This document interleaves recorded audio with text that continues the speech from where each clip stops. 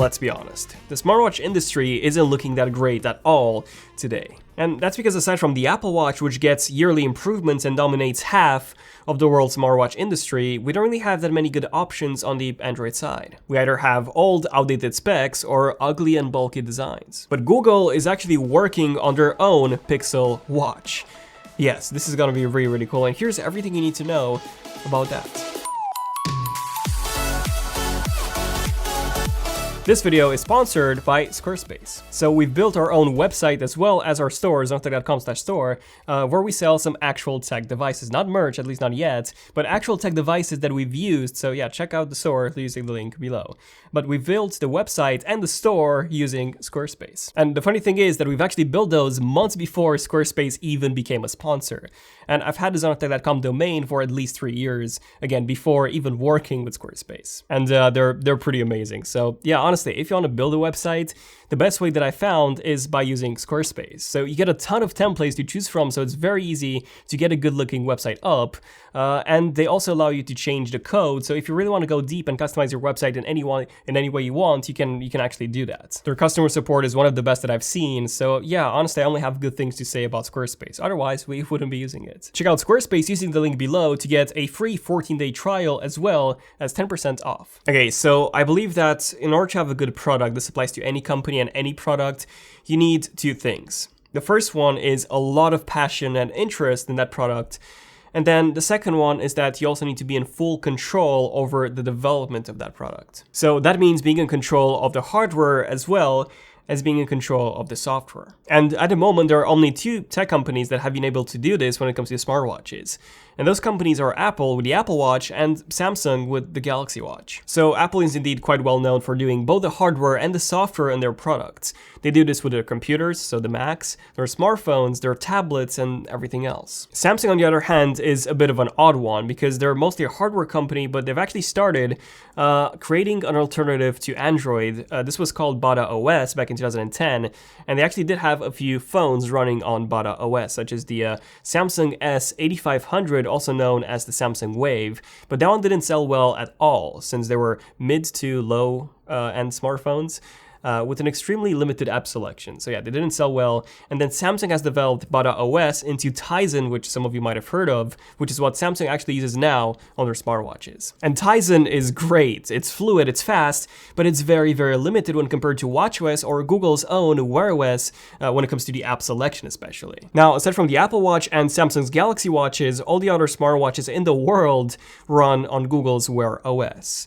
So it would make a lot of sense for Google to develop their own hardware since they already have the software. And Google has indeed become more interested in hardware recently. So they launched their own Google Pixel smartphones in 2016, they launched their own Google-made Chromebooks with a Pixel Book, even their own tablets with the Pixel Slate. They now have the Google Homes, so Google's very interested in making their own hardware, and this is definitely the best approach that Google could ever take. Apple is the only tech company that has a proper ecosystem, with everything from laptops to desktop to smartphones, tablets, smartwatches, speakers, headphones, all of them working seamlessly together.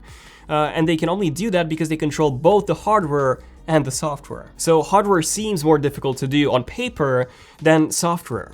But in reality, it's actually quite the opposite. Anyone can make hardware, Samsung, LG, Huawei, Oppo, and more.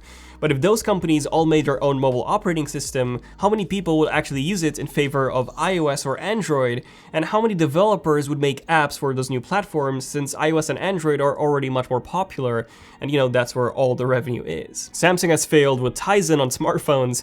They're still trying it on smartwatches, but there's a very, very high chance, in my opinion, that Samsung will have to eventually kill Tizen on smartwatches as well, since keeping up with Google is extremely difficult. So Google is in a very good position of already owning the software industry, and they just need to make a few hardware products to incorporate their software onto. Okay, so what do we know about hardware in terms of this Pixel Watch?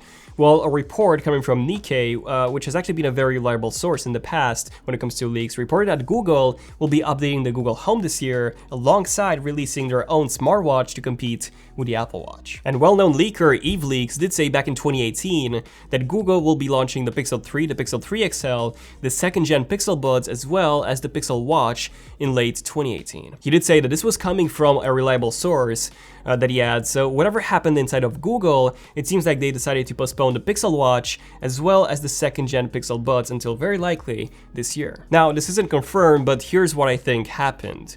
So pretty much every single Android smartwatch today runs on the exact same CPU technology that we had back in 2013. Yes, 6 years ago, when the first real smartwatch, the Samsung Galaxy Gear, was introduced. The Snapdragon Wear 1100, 1200, as well as the 2100 and the brand new 3100 that just launched in late 2018, they're all based on the exact same architecture from 2013.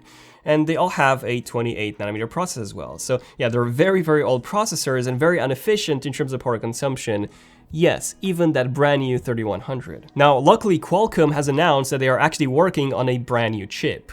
It's called the Snapdragon Wear 429, and this is a completely new processor. So brand new architecture. We also have a 12nm process from the previous 28nm. So there will be a significant reduction in the power consumption. So I believe that this is the reason why Google decided to postpone the Pixel Watch, because they wanted to have a brand new, up-to-date processor rather than, using a chip that's based on a 6-year-old design. And back in January 2019, we had some reports that Google is working on 2 new devices. And these were codenamed Salmon and Madoka. Yes, Google actually likes to use fish names whenever they're developing a device, so that's a bit weird, but yeah. But you see, Google's not just using some random fish names. In fact, the fish names that they use actually hint at the devices in one way or another. So for example, the gigantic Nexus 6P was codenamed Shamu, which was the same name that an orca, the famous Shamu orca, had, which was the first orca in the world to be captured by SeaWorld, yes. And it played in SeaWorld shows back in 1965, so fun fact. Rest in peace, Shamu. You will be missed.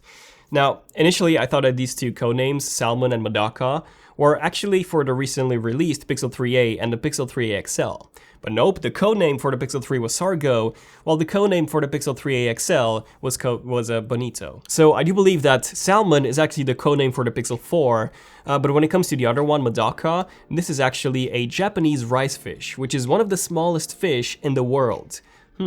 Yeah, this could be indeed the codename for the Pixel Watch. So we know the processor, we possibly know the codename as well. So what about the design and the other special features? Anything unique about this smartwatch? Well, let's start off with the design. Some of you might know Fossil. Fossil has one of the best designed smartwatches ever, in my opinion. They just look incredible, especially the Gen 4 Explorers. That's one of my favorite smartwatch designs on the market. Link for that, by the way, in the description. Now, Google has actually reached an agreement with Fossil Group in January 2019, and they bought some of Fossil's smartwatch tech and members of the R&D division.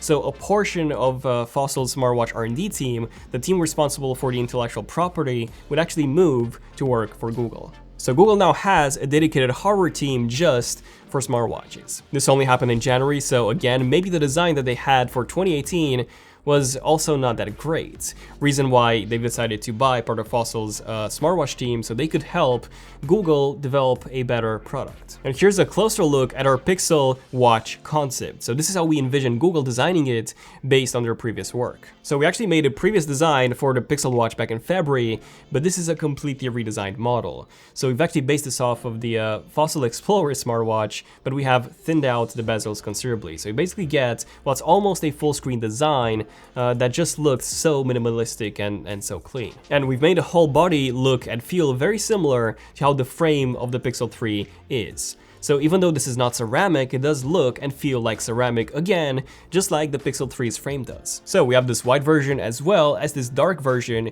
each with matching bands. And by the way, we've actually made the bands from the same material that Google uses on their Google Home speakers or their Pixel cases. So it's a fabric rather than a metal or a leather or rubber band. So it feels amazing, and it also looks incredible with that ceramic-like watch case. And we also have this very unique clasp mechanism on ours, which is fully magnetic. So it's very easy to attach and resize on your wrist. Aside from this, we have 3 buttons, so just like on the Fossil Explorers, so we have a digital crown, which can indeed be pressed and also used to scroll through the content, as well as 2 more buttons, which are fully mappable by the user. So you could have Google Maps on one of them, and Google Assistant or multitasking on the other as an example. And then when it comes to the back, we have the heart rate sensor, full wireless charging, of course, as well as the speaker.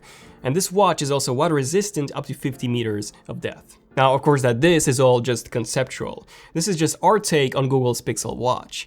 And the final version will most likely end up looking very differently from ours. Maybe it will be better, maybe it will look worse, but still, I would love to hear your thoughts on our Pixel Watch concept, and definitely follow on Instagram at ZONEofConcepts, our second page for more concepts, and obviously our main page as well at ZONEofTECH for more tech content. Okay, so now what about the special features of this watch?